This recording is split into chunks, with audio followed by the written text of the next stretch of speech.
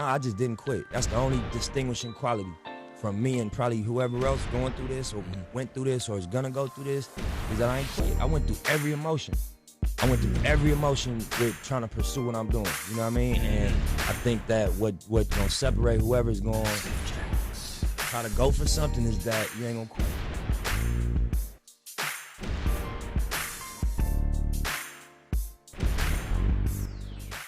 Today's episode is going to be about how prison prepared me to be an entrepreneur. When I got incarcerated, I knew there was something about myself in ways that I had to fix. I just didn't know how to fix them. I didn't have the cognitive tools, if you would, to really fix them. But as I matured and read, spoke to other people, and took classes and things of that nature, it became more evident to me, what needed to be done.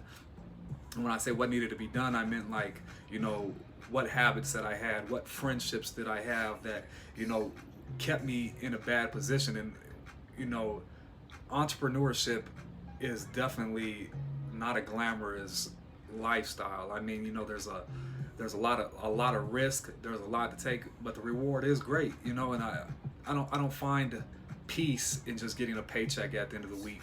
I know a lot of people in the world, that's why they go to work. That's why they have a 9-to-5. That's why they're not an entrepreneur, is because they have the peace of mind to know, hey, every week I got a check, and that check is going to be there as long as I show up. Being in prison, I definitely had to take ownership of my life every day. And, there was no escaping that. And that's the same thing with entrepreneurship. Once you've got a business started and you've built it and you've got a brand, you have to be accountable for it. All the flaws, all the fires, everything like that, you have to take care of. So prison also taught me to face adversity head on.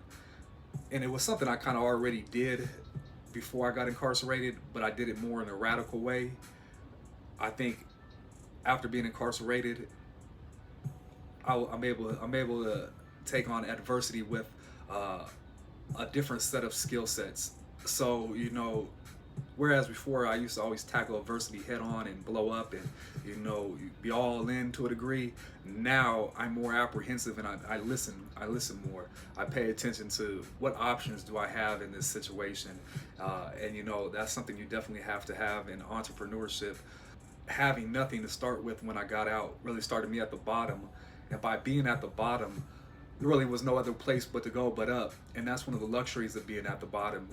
At least if you have a desire for more, is that the only direction is up. So, having lost it all, having, to give up on friends and spouses and people of that nature that really held value at one point,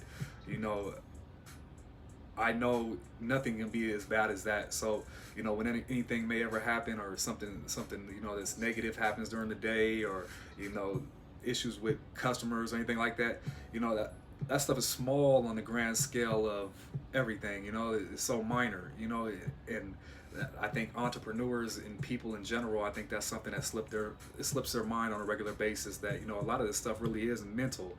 It's how you react to it. It's not so much the situation, but how do you internalize it, and what value and what worth do you really put on that situation? Urgency is a matter of the mind to a degree, in certain situational cases. And preparation is essential to an entrepreneur, so you don't work yourself to death.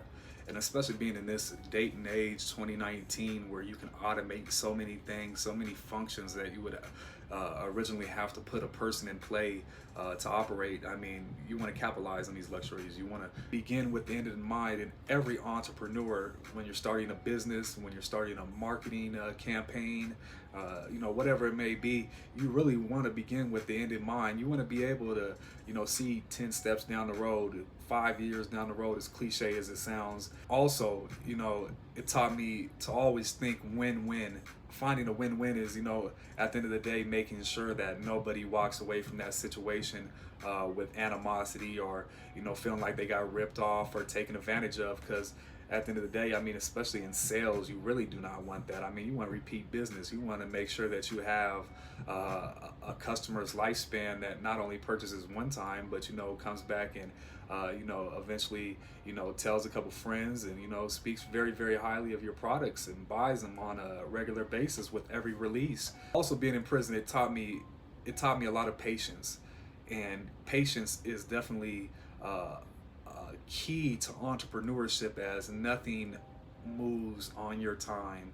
And also having patience with the process, trusting that the process is coming together and that the vision that you have will come together in 10, 12, 14, 15, maybe 16 years, right?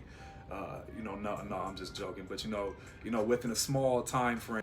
And patience is a key to being able to see down the road. Patience is a key to being able to understand that the vision that you have for your business is divinely given to you, and it's for you to follow that process to see the successes come to fruition. Because a lot of these things that you have, these thoughts and things of that nature, these thoughts that you have aren't just random things that just pop in your head. I'll never believe any scientist that just tells me that this is a neuron firing. No, I believe that your ideas are divinely gifted to you, and by that I mean that they're given to you by some kind of greater power to further your evolution and your place in life. Because at the end of the day, I mean, we all have great ideas. We all have, business ventures in our mind that we know could lead to, all kinds of things. It's the mind frame of taking that thought, that idea, and consistently following through every single day, even on the days when you don't feel good, or you're feeling discouraged, or for a lot of people, they like to bring up their business ideas in front of their friends and especially their family, and then they get shot down. Somebody says, "Oh, that's stupid," or "That's dumb," or they don't get the reaction that they thought, and then they never follow through on it. And at the end of the day, you can't. A lot of that stuff I've learned, it's almost better never to even bring up your business idea, never even speak on it until you've put some work and some effort behind the scenes and really started it. Really got something worth somebody looking at where they can really give you a valid opinion. If I told everybody my ideas, and I probably would never have gotten nowhere where I've got right now, because people would have shot those down right away. They'd have been like, "Oh no," because people can't see that far. They're not they're not the combustion of ingredients like you are.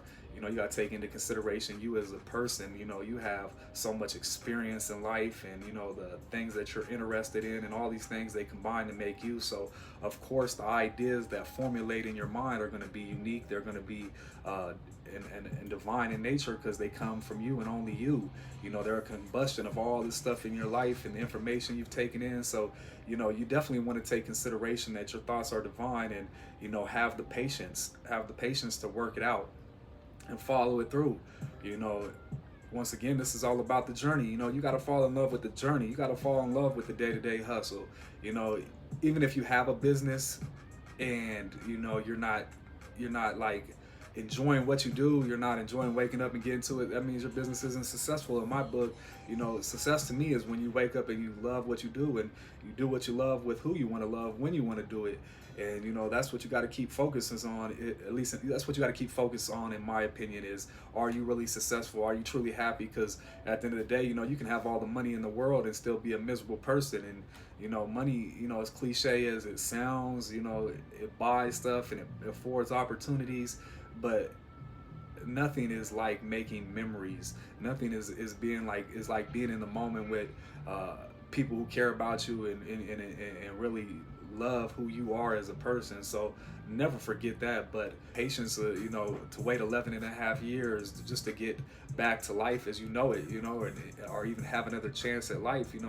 I like to think my patience muscle is pretty damn strong at this point, because with all these businesses, with learning e-com, and almost going broke, and all the things that have happened on this journey right here, my patience mixed with faith has got me through every time. And on the other side of the wall of being patient and being faithful to the process at hand, there's always been a reward, and the reward, I tell you right now, has usually been greater than I even imagined.